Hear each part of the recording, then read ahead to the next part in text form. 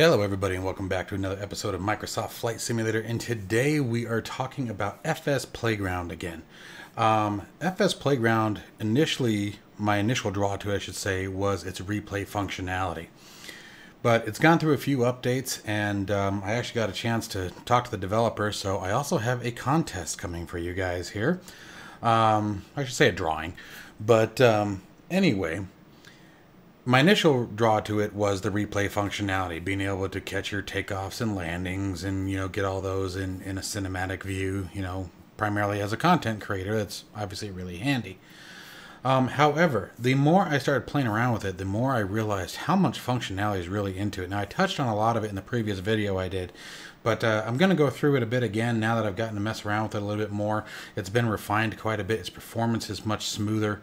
The software really does a lot, and I think you guys are going to really like it because you can create really an endless, an endless number of scenarios for you to replay or repeat.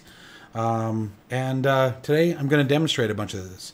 This is going to be kind of a longer video because there's a lot of functionality to display and test and show you guys how it works and how to actually set it up and customize it in the way that you like. So stay with me on this though, guys, because it is a paid software and I think that you guys are really going to enjoy it, and I want to make sure that you catch all the information you need to make, a good decision, with your money.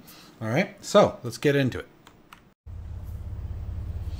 Alright, so I've gone ahead and started the aircraft up here. Don't expect any fancy or pretty flying today. I couldn't give two you-know-whats about how I fly today. Today's just about demonstrating the functionality here.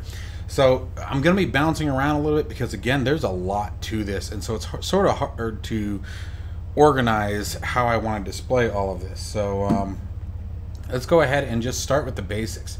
Starting at the main page here, these are all the teleportation abilities, really.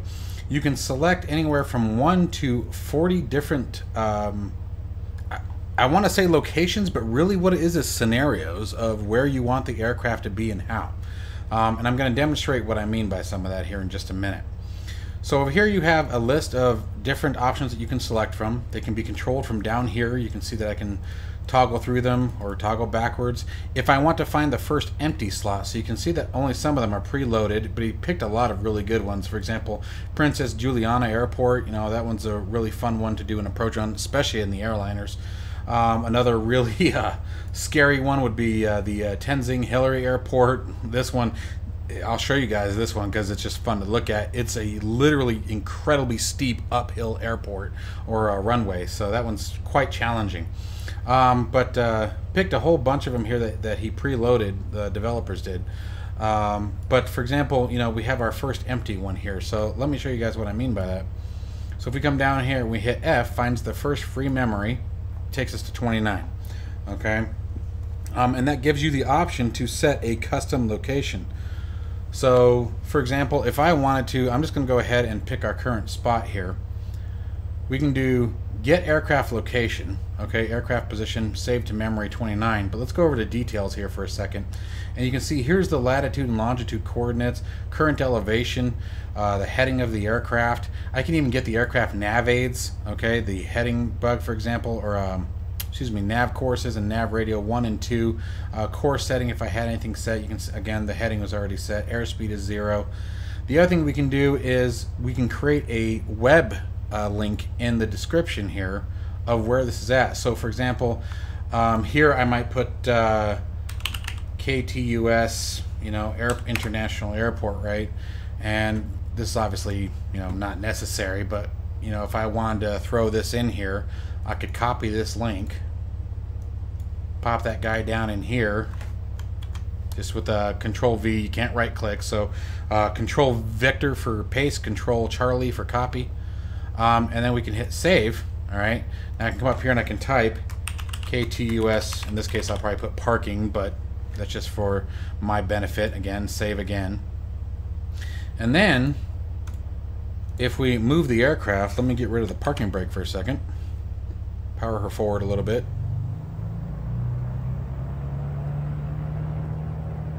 Okay, so now let me stop it. There we go. And then if I wanted to move it back, and you could say I could be at the runway, for example, and do this if I wanted to. It really doesn't matter. here's the trick. You want to make sure that you select on the ground if the aircraft is on the ground. Okay, so in our case, I'm going to go ahead and hit move aircraft, and boom, we're back at our parking location. Now, anytime it moves, it's going to pause the simulator.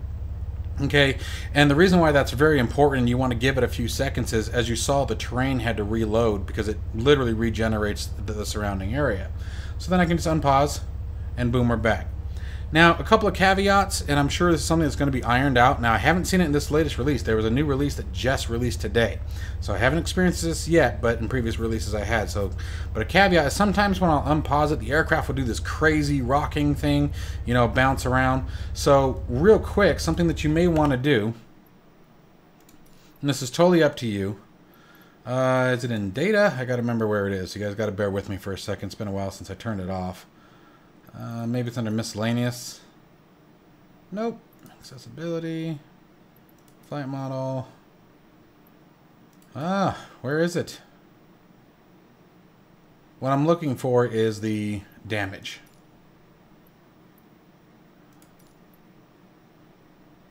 Give me just a second. Units. Accessibility, main color, subtitles, developers. Nope, it's not going to be in developer. It's not going to be in graphics. I thought it would be under general. Camera, sound, traffic. It's not going to be under traffic. I thought it would be under data. But maybe I am wrong. Oh, crash realism is set to 100%. Huh. Thought there was a place where you turned damage off. It's been a minute. No, that's VR mode. Let me back up here. Did I go on the wrong menu? Oh, assistance. That's what it is. Sorry. My fault. Actually, but I have them on, looks like. Failure and damage. Oh, no. There we go. So crash damage, aircraft stress damage, you know, engine stress damage. I turned those off, and that's just because, you know, sometimes when you'll spawn at a ground location, the aircraft will pound into the ground, or it might, you know, rock real hard one direction or the other. And I don't have a problem turning this stuff off because, I mean, I'm the only one flying it, right? And let's be real, guys. We know when we've done something wrong in an airplane. And we know when there's something that we need to work on. So I'd recommend doing that just so that way it doesn't take out the airplane if it does something and you still get the spawn functionality. The aircraft always bounces back out, so it works out real nicely. But now, if I hadn't done this, so let's take it, turn the aircraft on the ground off, and I click it up.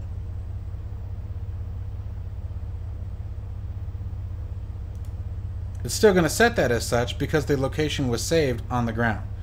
But so check this out. Let's move, like I said, to one of these really cool locations. Let's check out Tenzing Hillary Airport. Okay. So if we jump to that, move aircraft.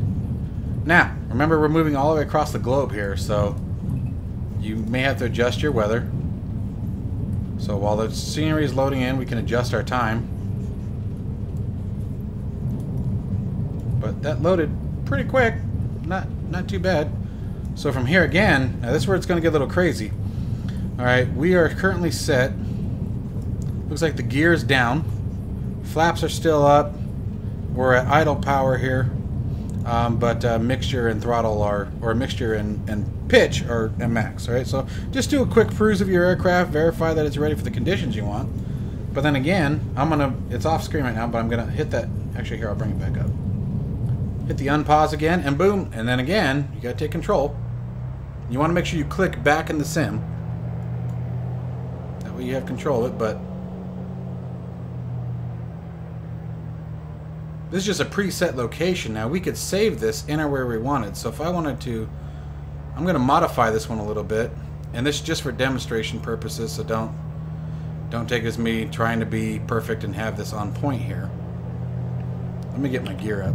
I don't need the gear up right now. But just to demonstrate some of the functionality.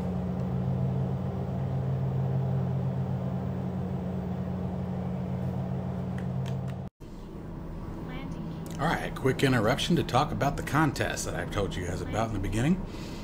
So, what we got going on here is the channel is approaching 10,000 subscribers, which I am so grateful for and so appreciative of.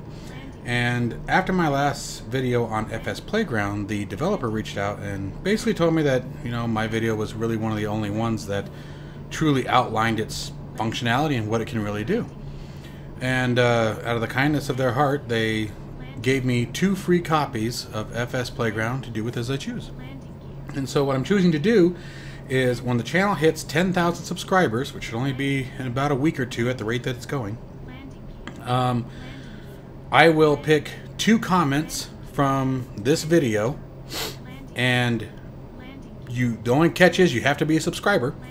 So I'm going to pick 2 comments at random, and I will be giving those 2 people a free copy of FS Playground. So I will announce the winners in the video following the 10,000 subscriber mark, and hopefully you're it. So make sure you guys comment down below, make sure you hit that subscribe button, and I will announce the winners once we hit 10,000 subscribers. So stay tuned, guys. Okay, so what I've done here is I've turned us back around, got us into an active pause. I just tapped the pause key on our keyboard. I'm going to pull some power off here. And then what I'm going to do is I'm going to come over here to details, and I'm going to get the aircraft position again. And it's going to tell me that the memory location is used and cancel to overwrite, or OK to, or cancel to keep, or OK to overwrite. I'm going to hit OK. And notice longitude and latitude changed. And I'm going to hit save on this one. Alright. And then now, when we come back, and I unpause. Oh, gotta click back into the sim.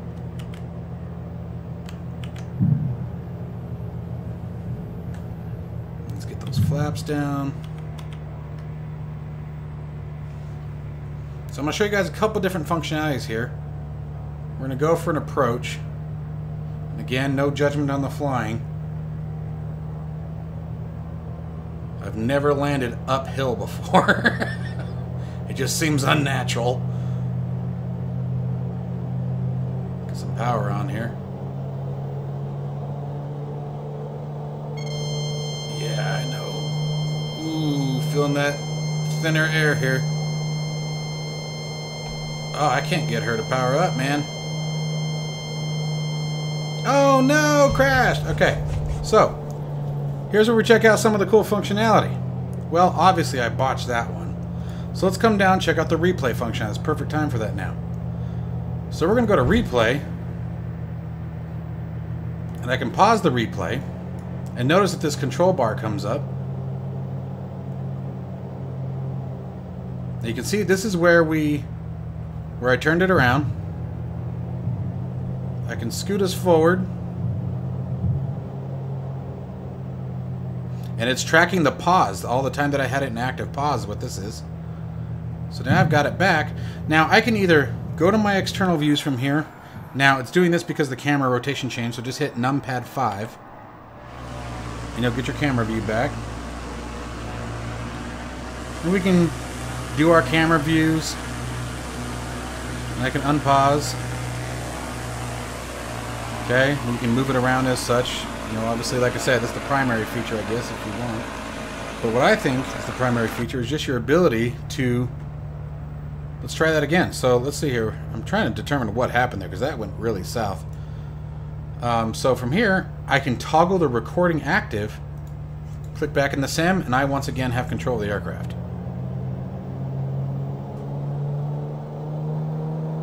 So I'm going to get us some darn airspeed this time because that was horrible. You see we're in flaps 1 there. Let's go flaps 2 now. You can see our airspeed's already tanking here.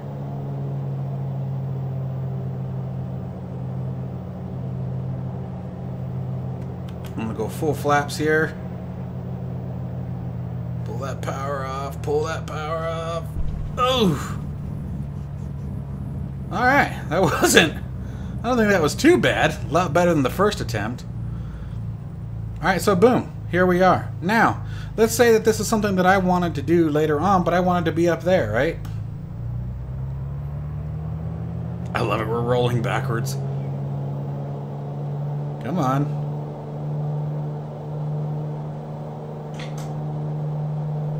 She does not want to roll uphill And she's at max power. Parking brake is off.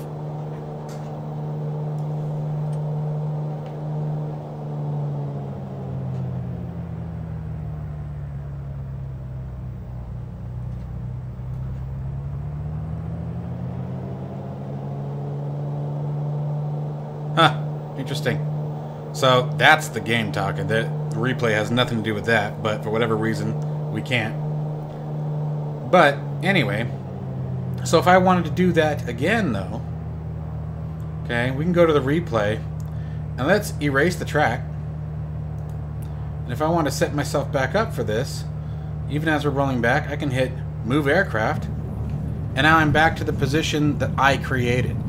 Okay, so this is a much better chance to practice the approaches. And you have just an endless ideas here that I can come up with. Like, let's go check out Princess Juliana, you know?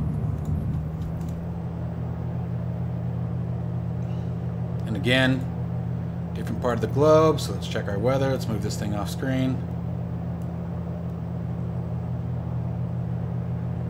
There she is.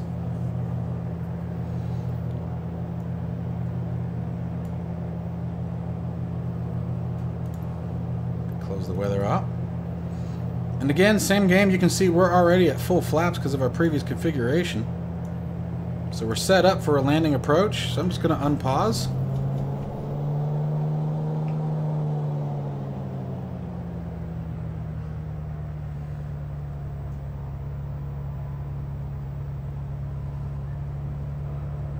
Now, if I was in like an A320, I'd probably set up a completely different one for this one.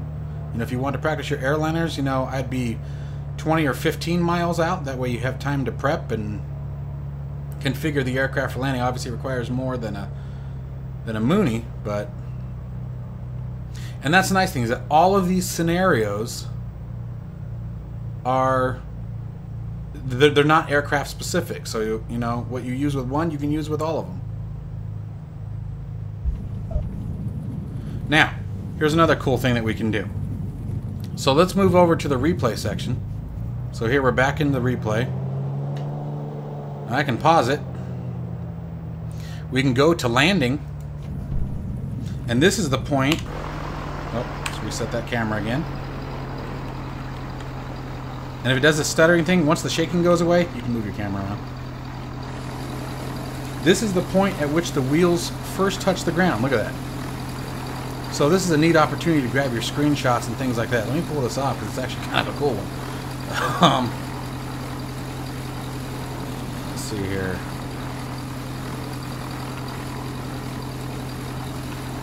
Kind of like that one. Let's do Alt F1. Oh, no, that's Alt 1. Alt 1. There we go. So anyway, so you can bring it to your landing position. We can reset the landing position. The other thing it does right here is it gives you what your landing rating was. So my vertical speed was 323 feet per minute, so that came down a little hard. Side slip 0.1 degrees, bank 0.1, pitch 13.2. These are all different settings. You can have it reset the trim when it moves the aircraft, lower the landing gear when it moves the aircraft. But if you don't want it to, you just uncheck that. So if you had an area like, an example would be the Las Vegas Strip. Let's say you saved a position Las Vegas, right? You just want to go over there and fly and see the strip, and you don't feel like reloading the whole simulator and all that. You know, you can just click that, boom, you're over the strip, off you go. This touchdown freeze, this will automatically do basically what happened here, which is as soon as the wheels touch down, it will pause the simulator. That way you can get your screenshots, things like that. Airports, let's go check out this one for a second. Now before we do this, let me back up actually. Let's check out the weather. Let's say you want to find a specific area and you have live weather turned on. That's sort of critical for this. But let's say you want to have, you know, an area that had thunderstorms in it, right? You can go search. Okay, so, oh, connection lost. I don't know why it's been doing this lately. It's driving me nuts. But let's say, you know, FLHN. Okay, I have no idea where that is, but you also get the MEDAR information here. So we can come back over here to airports. You can see it's set there. Now, this one doesn't apparently have runways listed or programmed in. So let's find a different one here. Let's see if we can find one that's got its runways available. There we go. Alright, so we can click on runway 22. Click on the runway. We can get our MEDAR information here. We can also click Move Aircraft. And again, when it does this, don't worry when it does this in the external view. Just make sure you hit that numpad 5, okay? Because it moved the camera. The camera is still in the same position it was, but it's moved to a different part of the globe, and the globe is, you know, a circle, so obviously our position changes. So just tap that num5 button. Now what's happening here is the terrain is still loading. So one of the best things that I have found, come in the aircraft, give it a good 15-20 seconds. Okay, again, especially when you're jumping from an entirely new part of the globe. And what I found is about when you see it like this, watch this, don't worry about anything, just hit unpause. Oh, keep your feet on the brake if you don't have the parking brake set. Let's reset that power, set the parking brake, and here we are. And you can go back to your external view. Now this I've noticed a couple times. Okay, sometimes you're on the runway, sometimes you're just shy of it, but still really neat functionality. I mean, again, you're the only ones who's going to see that you might start in the grass, you know, on a completely desolate area. Now, the reason why there's no thunderstorm here is because I don't have live weather turned on. Okay, so don't worry about that, but like, let's check that real quick. We all know that with Microsoft Flight Simulator, sometimes the weather's right, sometimes it's not. And we all know that's a work in progress. But let's turn the live weather on and see if it comes up. So it looks like looks like it's rolling in. And definitely some haze and some fog, but anyway, you guys catch the gist. So the replay functionality works fantastic. You can jump around from different scenes. You can move it to the different locations that you want. Let's go back to where I was. I'm going to go back to KTUS parking and take me back home here. I'm going to reset my camera.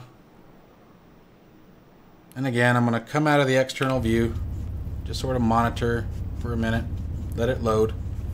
And again, like I said, once you start seeing things like this, you're typically okay to unpause it. But give it, like I said, 10-15 seconds, give it an unpause, and then here we are, back home. So really cool functionality. It really does a lot. You can reset the landing. If you did a replay and a landing was made, you can reset it so it no longer records that. The airports, like I said, you can type in an airport code. So if you wanted KLAX, for example, here's all the runways. You could transfer yourself all over to different runways. This is really, really handy. On a replay track, you can, so if you wanted to, you could save your replay. So I'm going to click the replay button here. And okay, it only saved the last one. So when it moved, what happened is it erases the track when it moves. So let's come back over here and I'll show you guys. Erase on move. So what this is the replay option that we're seeing here. So let me stop the replay, and you close it and it stops the replay as well. And if you want it to, anytime you move the aircraft, if you want it to erase the track that's currently being stored, that's how you activate that. If that was turned off and I hit the replay button, it would take us back to where we just were. Okay, so you can create a bunch of different scenarios, a bunch of different, you know, screenshots, takeoff positions, landing positions, parking. The list is really endless, guys. Anything you can do in the simulator, you can record and save with this software. And I know I'm sort of jabbering around a little bit, but I told you guys it was going to be kind of a long one, but it really does a lot. Let's see here. I'm trying to make sure I catch the major points here. Recording interval, right now I have it set to record at every 40 milliseconds, which gives me a total record time of 66.7 minutes. Okay, now this is the default. Smooth factor, this was a factor that was actually just added, and I believe this increases the smoothness of the replay, and I haven't had a chance to play around with it yet, so I'm not going to comment too much on it, but here we go.